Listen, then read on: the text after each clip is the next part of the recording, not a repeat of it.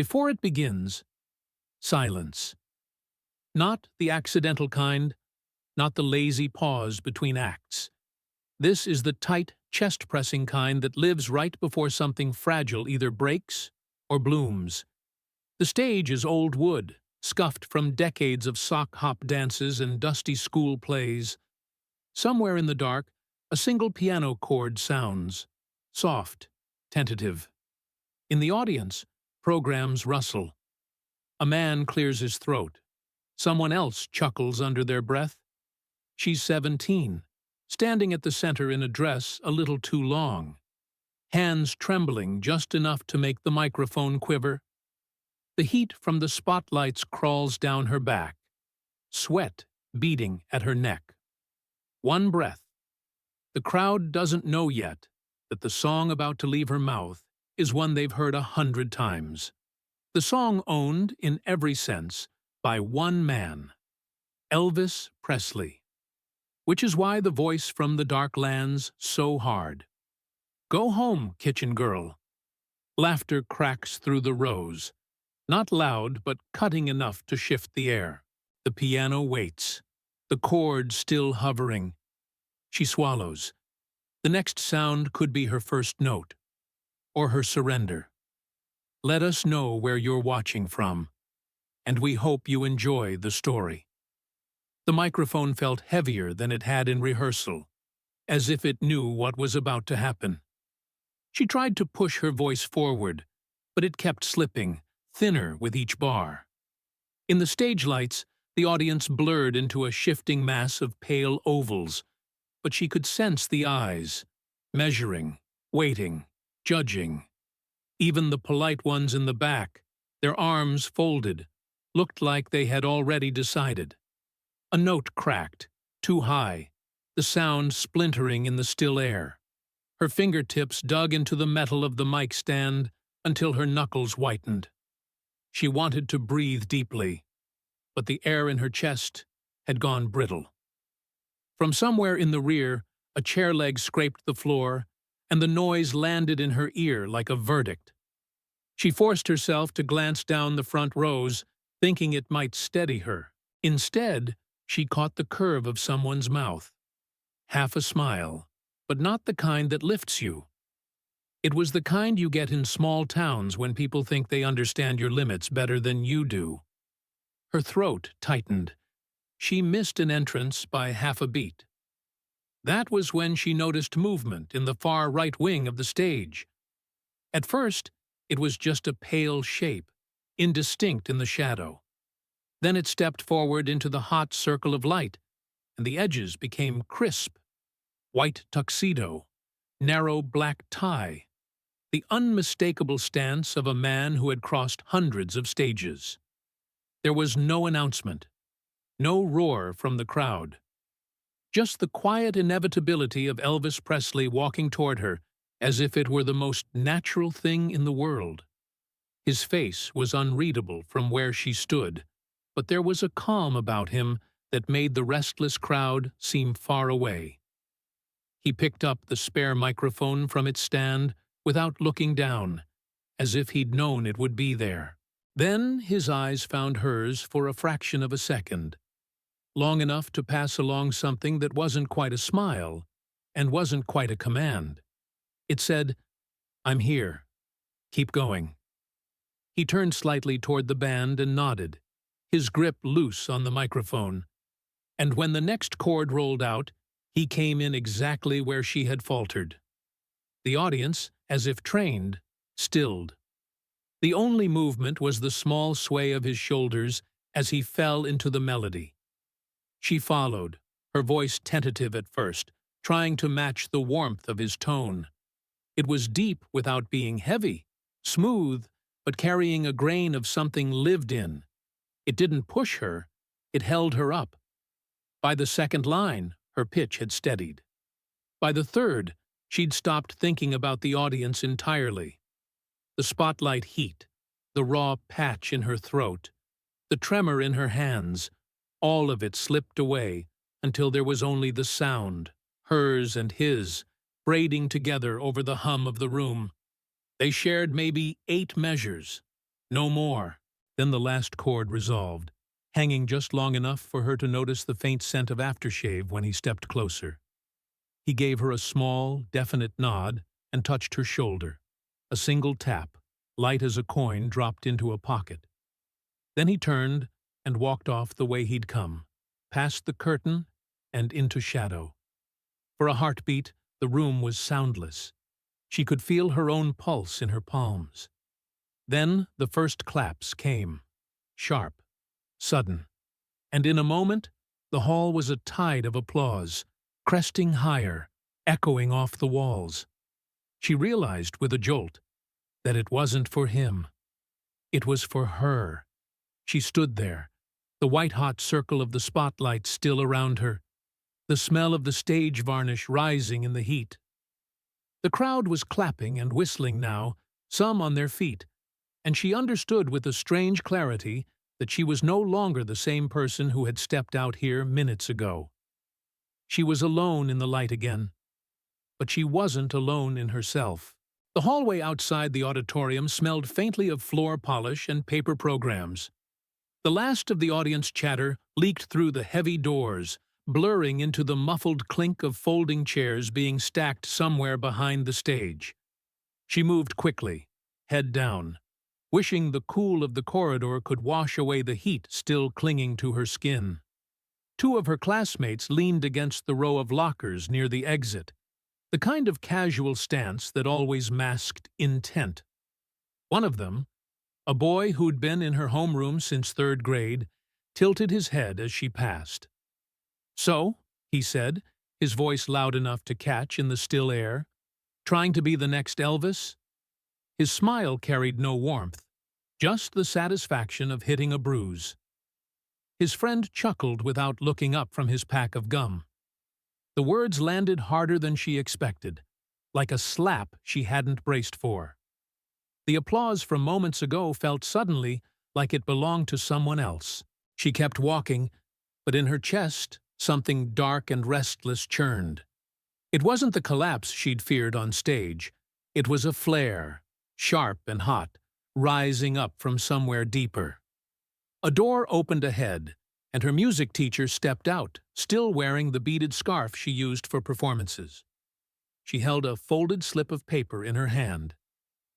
"You did more than fine," she said, her tone low, deliberate. And he knew it. Without waiting for a reply, she pressed the paper into the girl's palm. "This is from him."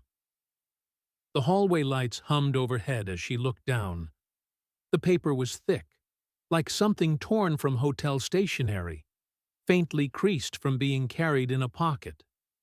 The handwriting leaned forward in a loose, confident slant, each stroke deliberate but unpretentious. It read, "Don't let fear stop your music." E. The scent of it surprised her, just a trace of tobacco smoke and cologne, like the echo of a backstage moment. She read it again, letting the letters sink in until the words seemed to hum in her hand. Behind her, a locker door slammed. She didn't turn, but her shoulders tightened. The humiliation was still there, raw and recent, but now it was tangled with something else. That flicker of anger from the hallway swelled, shaping itself into a vow. They could mock, they could doubt, but she wasn't going to let this be the story's end. She imagined returning to a stage, not sneaking through it, not surviving it, but owning it. Yet the memory of the evening's program was still fresh. The show had been a one-off, a rare chance. No second invitation would arrive. That knowledge should have been a wall, but instead it felt like a dare. At home later, she stood in front of the open refrigerator, the cold light flooding the kitchen in that pale, merciless way only late-night appliances could. The hum of the motor filled the silence. She wasn't hungry. She was listening, inside herself, for the melody that had carried her through the hardest moment on stage. In her head, she heard a fragment of it loop again, the same notes they'd shared, his harmony threading through her own. She gripped the paper, now slightly wrinkled from her pocket. The edges cut lightly into her fingers, grounding her in the present. She thought about how easily the night could have gone another way, how close she'd been to bolting from that spotlight, and how a few lines, scratched on a piece of hotel stationery, had tilted everything. It wasn't magic. He hadn't saved her, but he'd recognized something, enough to tell her not to quit. And that was enough to make the shame shift, just slightly, into fuel. She slid the note back into her pocket, the paper warm from her hand. Somewhere in the distance, a train whistle sounded. She imagined it pulling out into the night, carrying people who had no idea that a quiet war had just been declared in a kitchen lit by a refrigerator bulb. She would go back out there, not to prove them wrong, but to prove herself right. And next time, she wouldn't need anyone to step in. When the school's evening bus dropped her at the corner, the street was already dark. Street lamps threw small, lonely pools of light across the pavement. She walked slowly, the note a steady weight in her pocket, the words replaying with each step. The windows of the houses she passed were squares of yellow warmth, but she kept her eyes on the shadowed stretch ahead. The bus rumbled away behind her, and for a moment the night was still. Then a gust of wind caught the hem of her coat, tugging at her like a hand urging her forward. She closed her fingers over the folded paper. The applause was gone, the sting of the locker room comment already fading. What was left was choice, hers to make, hers to carry. She drew a long breath into her lungs and stepped into the darker part of the street, where the air felt colder and the silence deeper. Now it was up to her. The bus's diesel growl faded into the distance, leaving her at the corner where the pavement was cracked and the street lamps sputtered every few seconds. She should have gone home, straight to bed. Instead, her mind kept circling the same point. She needed a way to sing again, somewhere, somehow, without waiting for permission. It was late autumn of 1969, and the town was already folding into its winter routine. Stores closed early, sidewalks emptied before the streetlights finished warming to full glow. She walked toward the depot, drawn less by destination than by the sense that something might start there. The station was a narrow building with a ticket counter tucked behind cloudy glass. A row of wooden benches lined the wall, worn to a dull sheen by years of coats and suitcases. The air was layered with scents, burnt coffee from the vending machine, the tang of gasoline drifting in from the yard, and the faint sourness of wet wool from passengers' coats. She sat down at the far end, setting her handbag beside her. Inside was the folded note, the one she'd started to think of as a kind of spark in paper form. She also had an idea, half-formed but growing, of arranging a small afternoon show at the cafe near the playground, something for the neighborhood kids. No auditions, no committees, just music. The public address speaker crackled overhead, announcing a delayed arrival. She barely noticed the man who took the seat one place over until he shifted his bag to the floor. It wasn't until her own bus was called that she realized, in the shuffle of gathering her things, the handbags had been switched. Hers was gone. In her hands was a heavier satchel, its leather cool and stiff. Out on the platform, she caught up to him. He was flipping through a pocket notebook, the kind reporters carried. The sight of the black press badge on his lapel tightened her chest. "That's mine," she said, holding up the satchel. He smiled quickly, returning her bag without fuss, but his attention snagged on the photograph that had slipped partly out. Black and white, slightly curled at the corners. Elvis beside her on stage, both mid-phrase. It had been taken from the side, the moment casual enough to feel almost private. "This yours?" he asked, his voice curious but not yet prying. She hesitated, and in that pause, something reckless took over. "Yes," she said, "I sang with him." It came out too fast, too certain, and as soon as the words hung between them, doubt crashed in. What if he thought she was inflating it? What if he printed it? He studied the photo a moment longer, then slipped his notebook back into his coat pocket. "I write for the Nevada Courier. Folks might like to hear about that." Her heartbeat thudded against her ribs. It wasn't planned," she admitted. He just— She stopped herself, searching for the right edge between truth and defense. He played a line. I sang along. The depot bell clanged somewhere behind them, followed by the slow hiss of brakes as a bus pulled in. The air swirled with cold diesel fumes, stinging her eyes. She could feel the weight of his gaze, not unkind but steady, as if trying to measure the shape of what she'd said. Around them, the station noises folded in. The muffled bark of the ticket clerk, the rustle of newspapers, a young boy swinging his legs while his mother pulled on his mittens. She wrapped her fingers around the strap of her bag, grounding herself in its familiar worn leather. For a moment, she thought about denying the whole thing, retreating into the comfort of anonymity. But the image of the cafe returned. Small stage, rows of eager kids, and she knew that once a story like this was loose, she wouldn't be invisible again. The reporter tilted his head. "You tell it straight," he said, "and I'll write it straight." It didn't sound like a promise exactly, but it was the closest thing she was going to get. The call for her bus echoed over the platform. She nodded once, stepped past him, and climbed aboard. Through the smudged window, she saw him scribble something in his notebook before tucking it away. As the bus rolled out, the town blurred into shadowed outlines, neon signs bleeding faint color into the dark. She touched the pocket, where the note still rested. Outside, a light fog had begun to form, curling low over the streets. Somewhere in that muted gray, she could almost hear a voice, not loud, not even clear, but certain enough to follow. "Don't be afraid. Sing."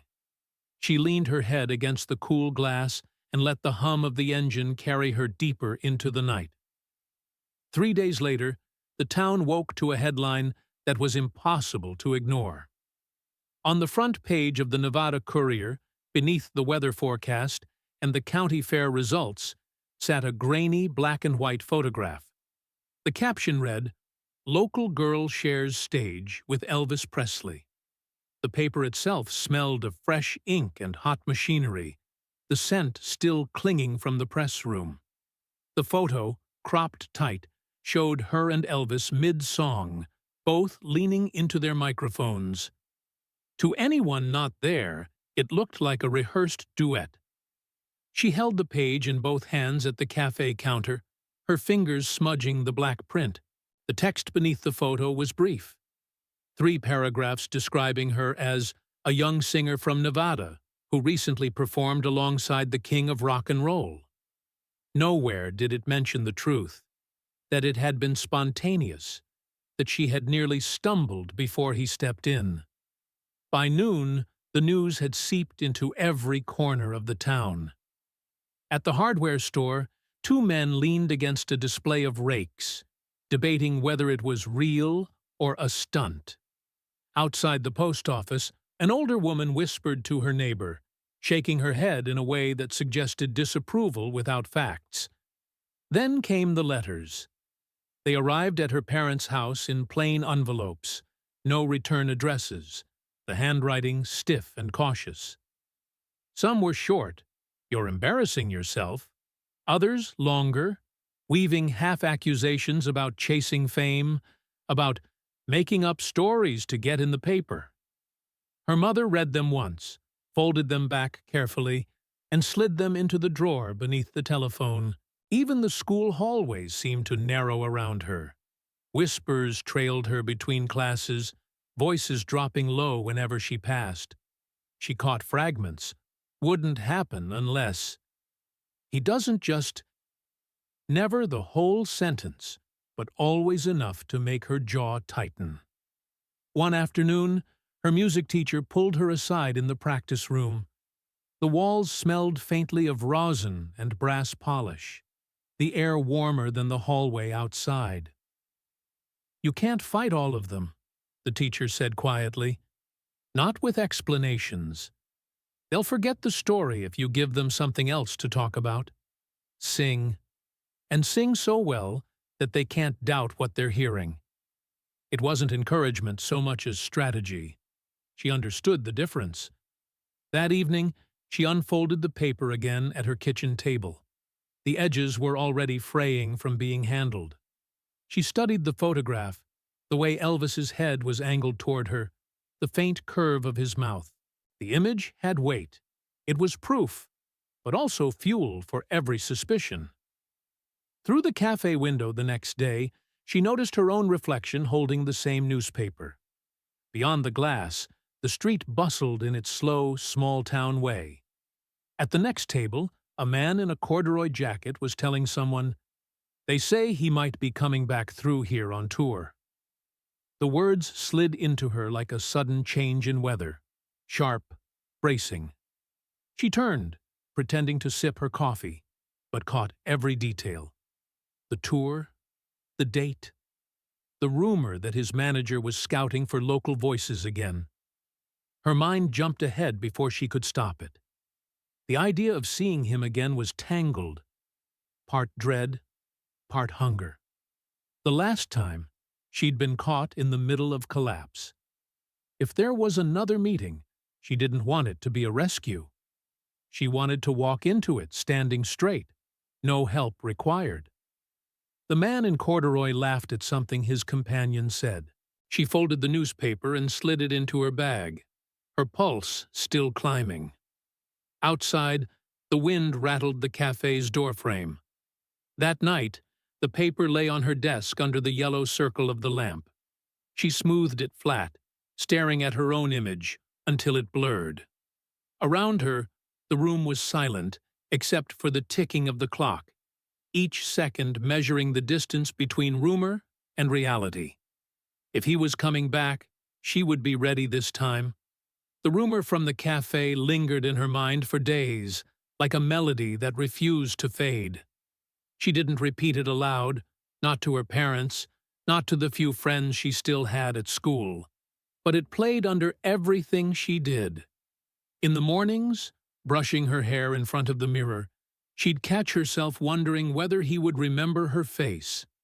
In the quiet of study hall, she'd imagine walking onto a stage without the awkward pause, without anyone needing to save her. The confirmation came not from the newspaper, but from the bulletin board in the music room.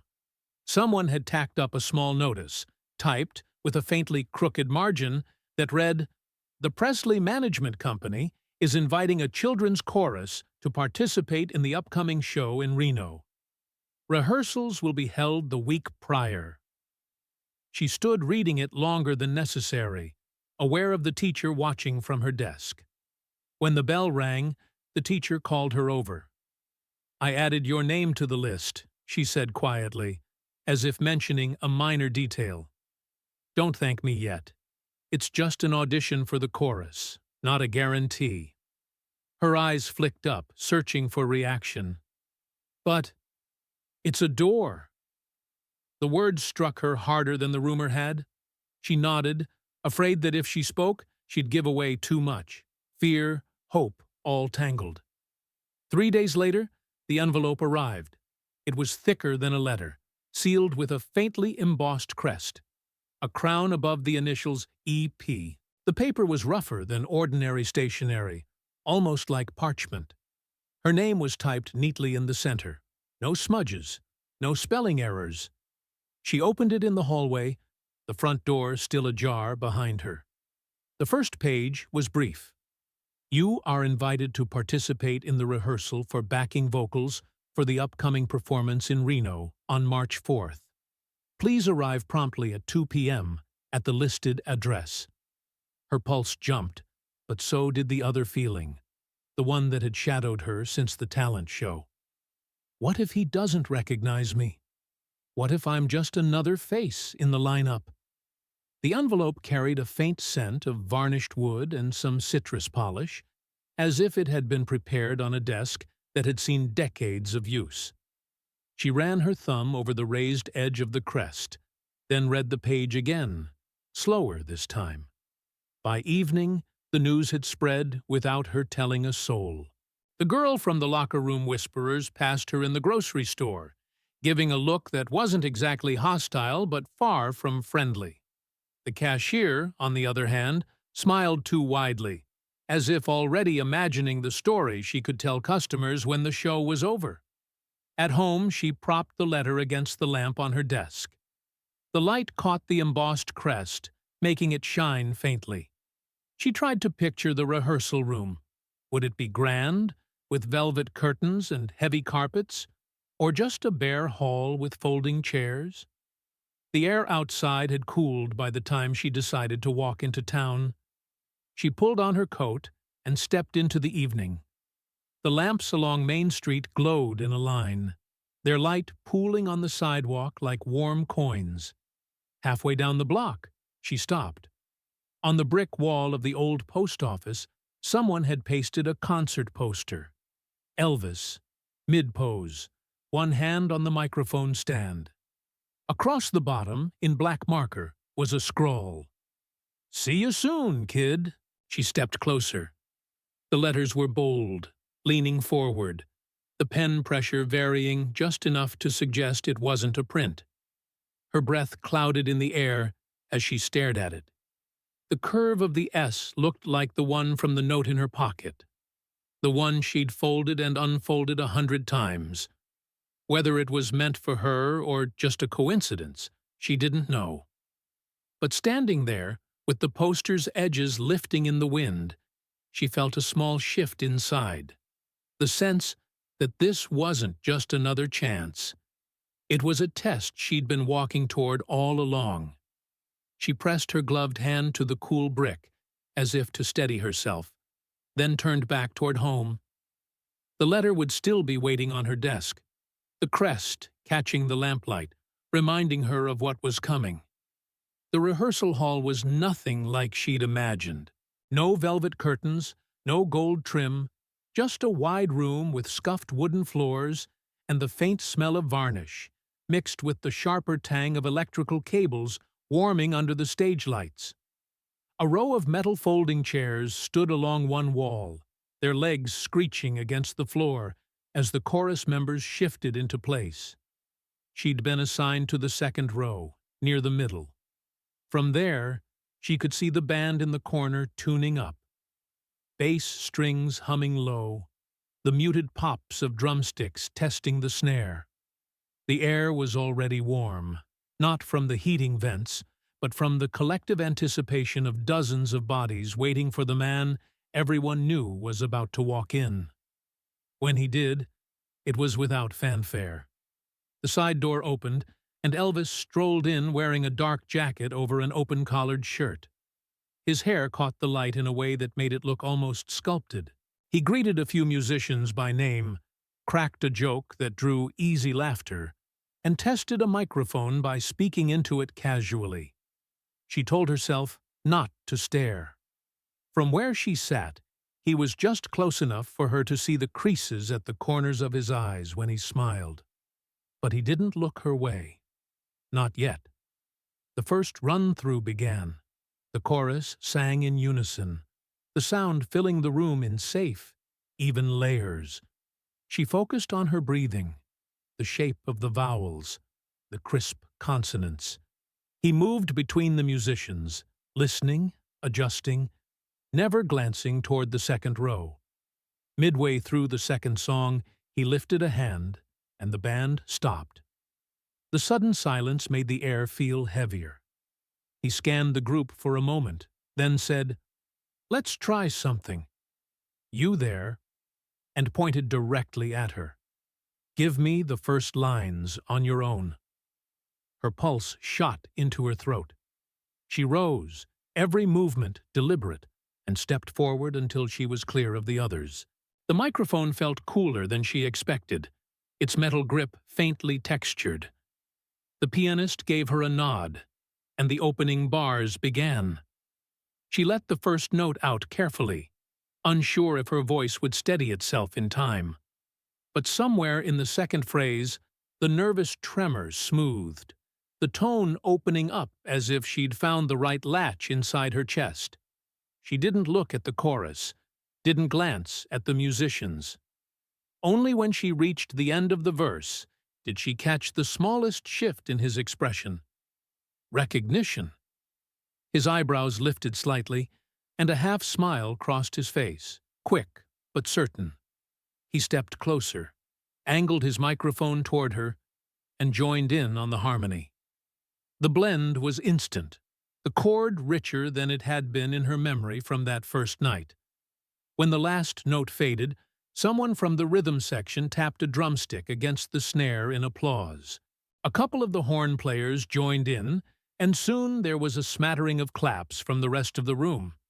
He didn't turn it into a scene, just leaned in slightly and said, "We'll see you tonight," before walking back toward the band.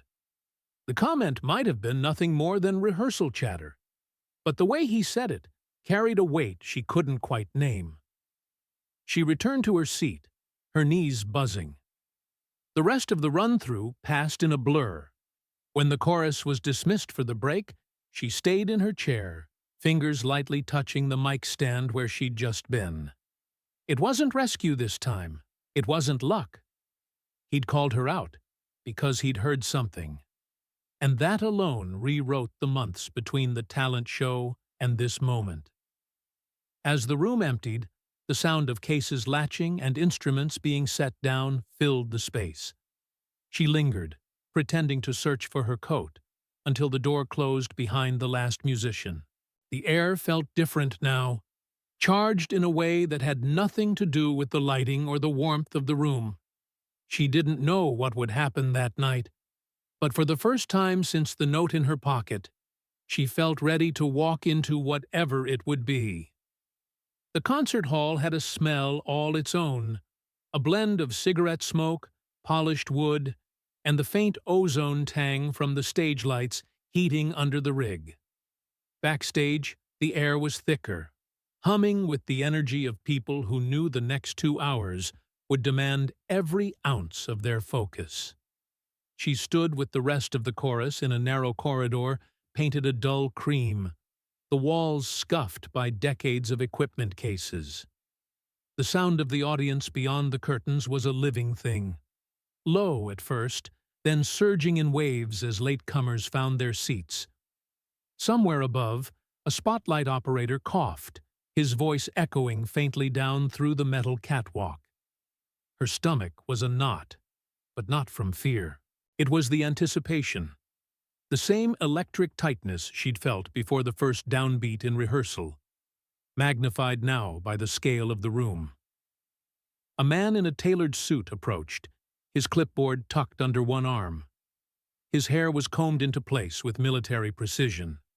She recognized him from the rehearsal as the tour's director.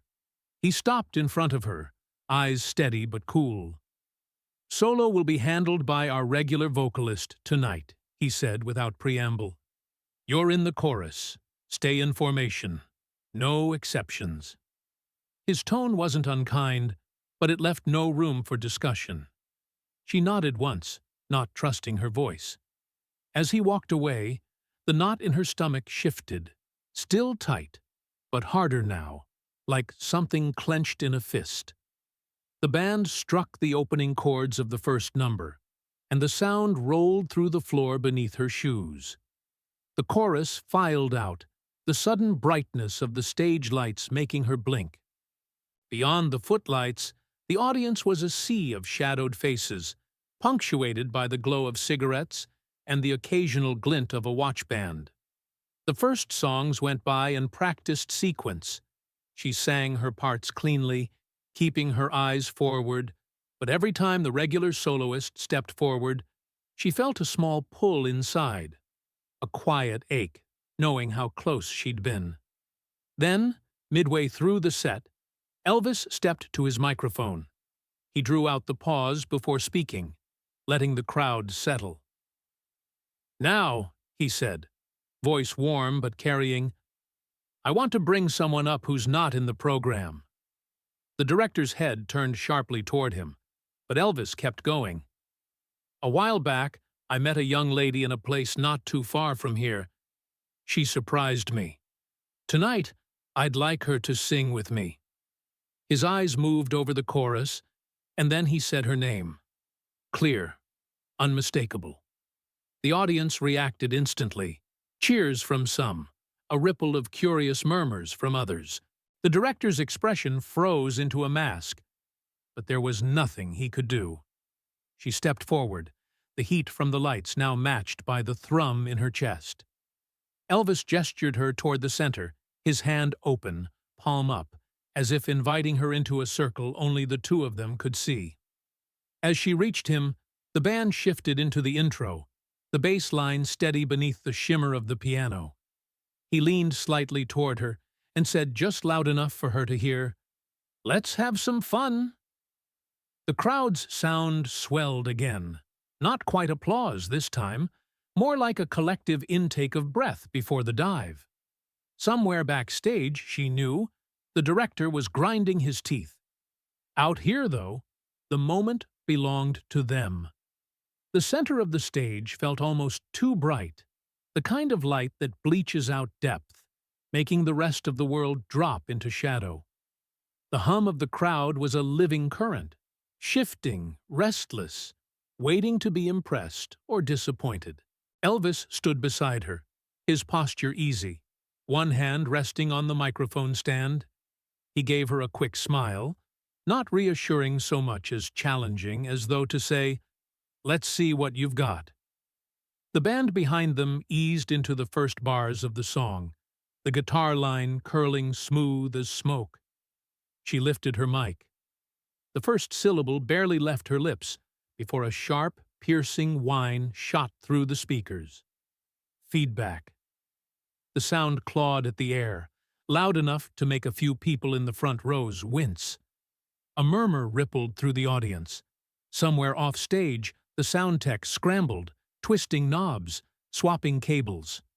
The noise cut out, but when she tried again, the mic sputtered, then fell silent. Without missing a beat, Elvis pulled his own microphone from the stand, flipped it around in his hand, and placed it in hers. His fingers brushed her knuckles, warm from the heat of the lights, and the grip he'd kept on it through the set. "Your turn," he said quietly, then stepped back. The band kept playing, the rhythm section holding steady like a pulse. She adjusted her stance, the unfamiliar weight of his microphone grounding her. From the upper tiers, a voice cut through, sharp, mocking. "Sing it! Talent show!" The words hung in the air like smoke, recognizable enough that her chest tightened. A couple of nearby laughs followed, quick and mean. For half a beat, the old reflex pulled at her, to shrink, to let the moment pass. But something in the weight of the mic in her hand, the way Elvis had stepped aside to give her the full stage, flipped that instinct over. She met the crowd's darkness head-on and sang. Not tentative, not polite. Her voice leapt forward, clear and unshaken. The first line landed, then the second, and by the third, she'd found the kind of resonance that filled the space without needing to force it. The jeer was gone, replaced by a hush that felt physical, like the hall itself had leaned in.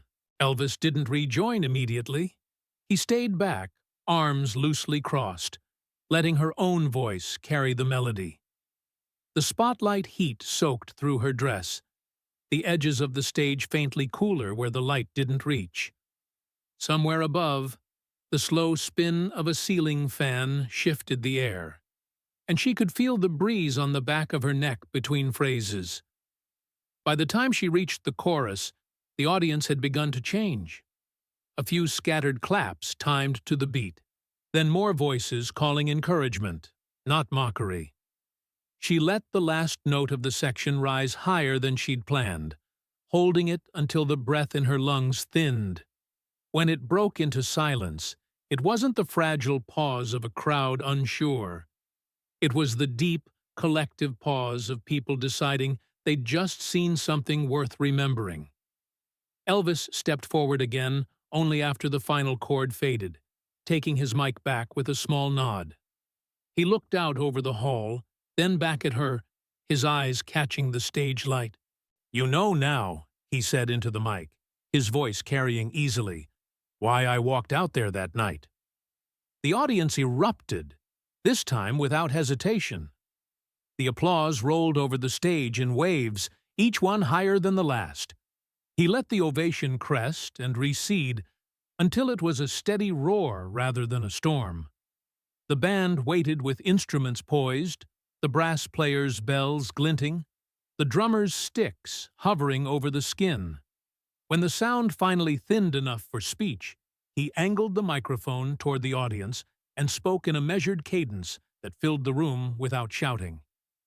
"Some months back," he said, "I heard a voice that reminded me why a person begins in the first place. Not for headlines, not for approval, because something inside won't sit quiet."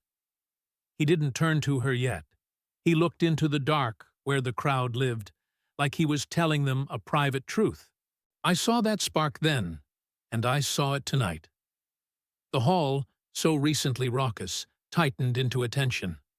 The coughs, the rustle of programs, the whispered asides, gone. He reached for her hand. His palm was warmer than the air, firm but easy. No showy squeeze, just enough to anchor the moment. He lifted their joined hands once, not high, just enough for the first rows to see. "Remember her name," he said. "You'll be hearing it again." The orchestra touched a closing chord, soft at first, then swelling, a tide that seemed to lift the floorboards. She could feel it in her chest as a low tremor, the way big music makes space inside a person. The spotlights softened. The edges of their beams lost that harsh, cutting outline, and the stage took on a warmer glow, more amber than white. It made the dust in the air visible, tiny motes, drifting like slow confetti. He let go only when the applause found its next peak. The moment he stepped back, the band struck the final vamp, neatly framed and deliberate. She bowed without theatrics, a shallow dip of shoulders, and a line of gratitude that didn't need words. The clapping rolled forward again, and a few people in the balcony stood. Then many more. It wasn't unanimous, but the pockets of standing figures multiplied until she was looking at a quilt of rising silhouettes and lifted arms. He gestured toward the wings, and they walked off together. Backstage was cooler, stripped of the grandness of the front. Cables coiled like sleeping snakes. A stagehand hustled past with a coil over one shoulder, the smell of gaffer tape and sawdust in his wake. Someone from the horn section snapped a case latch. Metal clicked decisively. She didn't trust herself to say anything yet. He didn't seem to mind the quiet. "Good work," he said finally, as if they'd just finished a rehearsal take. The understatement loosened the knot in her throat. He handed her back the microphone, now mute, now only hardware. "You did the heavy lifting." She stopped, started again. "Thank you for letting me try." He shook his head. "You didn't need my permission." It wasn't modesty, and it wasn't a line. It sounded like a rule he'd made for himself long ago. The tour director appeared in the corridor, clipboard clutched like a shield. His mouth was a straight line, but he didn't speak. The crowd's reaction had settled the argument he'd tried to win an hour earlier. He nodded once, more a concession than a greeting, and vanished into the tangle of flight cases and cables. She found a sliver of quiet near a stack of monitor wedges. The fabric over the speakers scratched lightly against her sleeve when she leaned on it. Her pulse, which had been pounding since the feedback shriek, finally slowed to something like normal. The chorus members filtered past in clusters, some grinning, a few clapping her shoulder as they moved toward the green room. No one asked how she felt. They didn't have to. It was written all over her. He passed her again on his way to the dressing room, paused, and touched 2 fingers lightly to her shoulder. The same simple gesture he'd given her that first night, except now it landed differently. Less like rescue, more like recognition. "Get some water," he said, with a flash of a smile. Then he was gone, swallowed by the narrow hall and a line of people waiting to shake his hand. When she finally stepped back toward the stage, the lights out front had dimmed to half, the audience filling aisles and stairwells as they made for the exits. The air had cooled a notch, and the lingering haze of cigarette smoke had settled lower, closer to the rows of plush seats. She followed a side stair down and found herself near the edge of the orchestra pit. As the house lights rose, another click. A cluster of audience members crowded close to the barrier, eager faces, programs extended for signatures she wasn't authorized to give. She smiled and murmured thanks. The compliments arrived in a jumble, hearty, breathless, shy. One woman pressed a small bouquet into her hands, carnations with stiff paper around the stems, their peppery scent sudden and vivid. Then a familiar figure separated from the flow. The girl from the school hallway, the one who'd laughed with her arms crossed, while someone else made the joke. Tonight, her posture had lost its angle. She came up to the pit rail and looked like she might retreat. Instead, she reached across the narrow gap, palm open. "You were something else," she said, not loudly, not theatrically. Truly. It wasn't a confession, and it wasn't an apology. It was cleaner than either. The handshake was dry, steady. When their hands parted, the space between them felt changed in a way that would never show on a report card or a police blotter, but would matter all the same. She made for the stairwell that led to the loading dock, seeking air that didn't carry the press of so many bodies. Outside, the night had a bite. The concrete still held a day's warmth near the building, but a few steps away, the cold reached up from the pavement like shallow water. A truck idled nearby, its engine a low, patient rumble.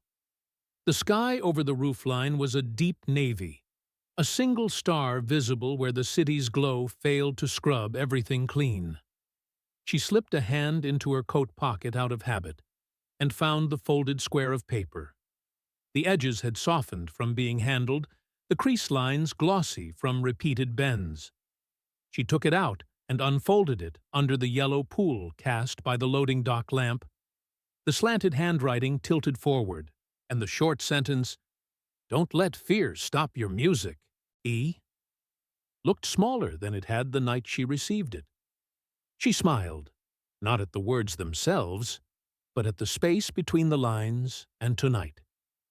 What had been a life-preserver had become a keepsake. Its power was not gone.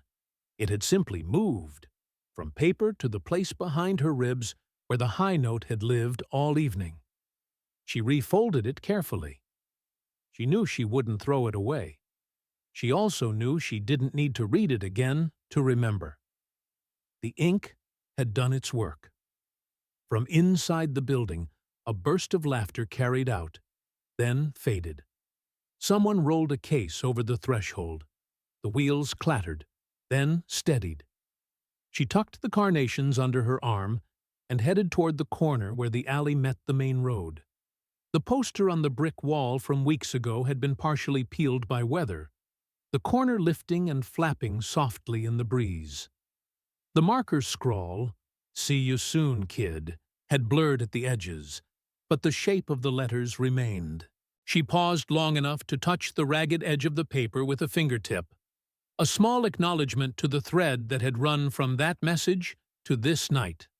A car door slammed on the next block. Somewhere, a radio played a late broadcast, the sound tinny and distant. When she turned the corner, The street opened into a longer view. Storefronts dark. The barber pole still slowly revolving in its glass cylinder. The drugstore sign humming. She adjusted her grip on the flowers and walked on, light-footed without hurrying, the cold air waking her skin. Each step felt like setting a stake in ground she finally recognized as her own. Behind her, the hall's marquee flickered, then steadied. Ahead, the sidewalk shone faintly from a thin sheen of frost beginning to form, each square of concrete catching light differently, as if the path itself were agreeing with her decision. She didn't look back. She didn't need to. The sound of the final applause was still inside her, not as noise now, but as a proof. And above that, quieter, yet more durable, was the simple fact of the note folding against her palm. Unnecessary at last, irreplaceable forever.